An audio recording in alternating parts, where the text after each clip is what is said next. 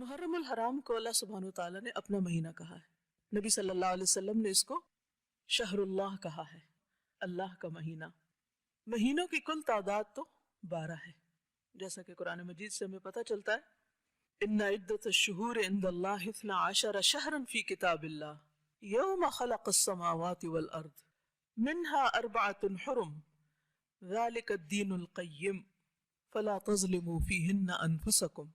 مہینوں کی تعداد، مہینوں کی گنتی اللہ کے نزدیک جس دن سے اس نے آسمانوں اور زمین کو پیدا کیا ہے، اللہ کی کتاب میں 12 مہینے ہیں، اور ان میں سے 4 مہینوں کو اس نے حرمت والا بنایا، جن میں سے ایک رجب اور 3 مسلسل ذوالقعدہ، ذوالحجہ اور محرم.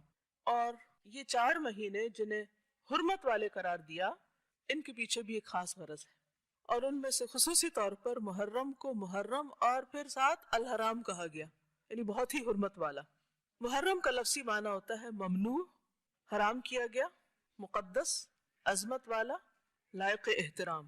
دوسرے لفظوں میں یہ ایک ایسا مہینہ ہے جس میں ہر ایسے کام سے جو فتنہ و فساد اور امن عامہ کی خرابی کا باعث ہو، اس سے بالخصوص منع کیا گیا ہے. اور اس میں آپس میں لڑائی جھگڑا کرنا، ظلم و زیادتی کرنا، نافرمانی کے کام کر کے اپنی جانوں پہ ظلم کرنا، ان سے منع کیا گیا ہے. ویسے تو انسان کو کبھی بھی اپنے آپ کو ہلاکت میں نہیں ڈالنا چاہیے، اپنے اوپر ظلم نہیں کرنا چاہیے، دوسرے انسانوں پر ظلم نہیں کرنا چاہیے، لیکن ان مہینوں میں خصوصی طور پر اس کی پریکٹس کروائی گئی، اس کی تربیت کی گئی. آپ دیکھیے کہ سال کا اختتام بھی کس پر ہوتا ہے؟ حرمت والے مہینے پر، اور آغاز بھی حرمت والے مہینے سے، یعنی سال کے دونوں کناروں پر حرمت والے مہینے ہیں.